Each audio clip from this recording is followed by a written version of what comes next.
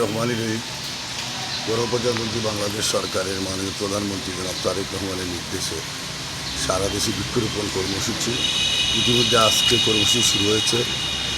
আমরা মৌলভীবাজার জেলা পরিষদের পক্ষ থেকে 1500 বিভিন্ন জাতের চারা রোপণ করার নির্দেশনা আছে। ইতিমধ্যে আজকে আমরা শুরু করলাম আমাদের জেলা পরিষদের আঙ্গিনা থেকে, এবং আমাদের প্রত্যেকটি উপজেলায় যে জেলা পরিষদের স্থাপনা আছে, ডাকবাংলা আছে, এগুলা আমরা এই চারা রোপণ করব।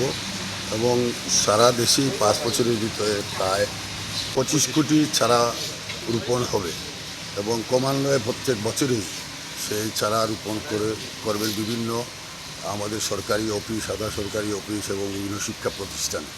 আমরা সকলকে আহ্বান জানাবো, আপনার মাননীয় প্রধানমন্ত্রী যে নির্দেশ দিয়েছে সেই নির্দেশ আমরা পালন করব এবং চারা রোপণ করে আমাদের প্রাকৃতিক যে ভারসাম্য আমরা রক্ষা করতে চাই। চারা রোপণ করার মধ্য দিয়ে প্রত্যেক এলাকায় সবুজ চারায় আপনার সবুজান্ন হবে, এবং প্রত্যেকটি এলাকায় এই চারা রোপণের মধ্য দিয়ে আবার পুনরায় শুরু হবে চারা বৃক্ষরোপণের যাত্রা।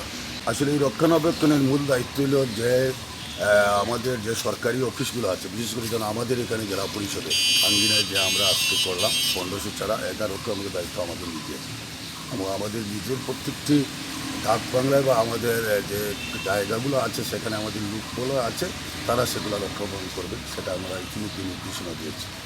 ধন্যবাদ। 1500 গাছগুলো রোপণ করা হচ্ছে, এটা তত্ত্বাবধানে তো জেলা পরিষদ থাকবে। এছাড়া কোন কোন জায়গায়, এছাড়া মৌলভীবাজার ছাড়াও কোন কোন জায়গায় আপনারা করছেন? আমাদের প্রত্যেকটা উপজেলায় তো রেস্ট হাউস আছে, ওইসব রেস্ট হাউসে হবে। তারপর পুকুর আছে আমাদের 63টা, ওইসব পুকুর পারে হবে। এটা আসলে 3 শ্রেণীর গাছ, ফলজ, বনজ এবং ঔষধি। ঠিক আছে।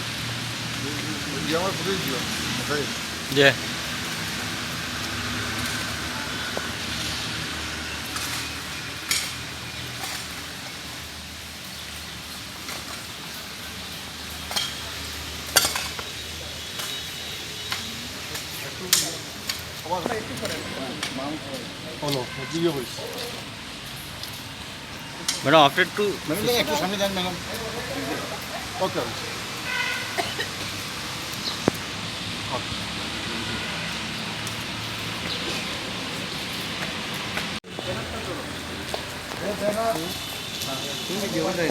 আলু কাটার ছবি তুমি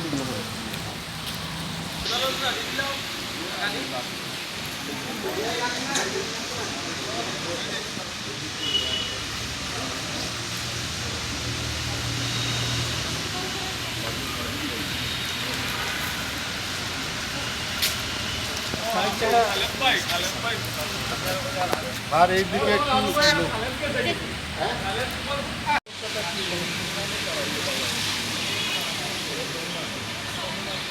স্যার একটু ওদিকে সাইড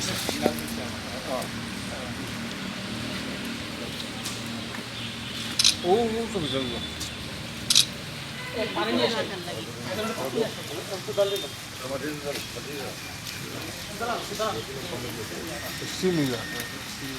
এখন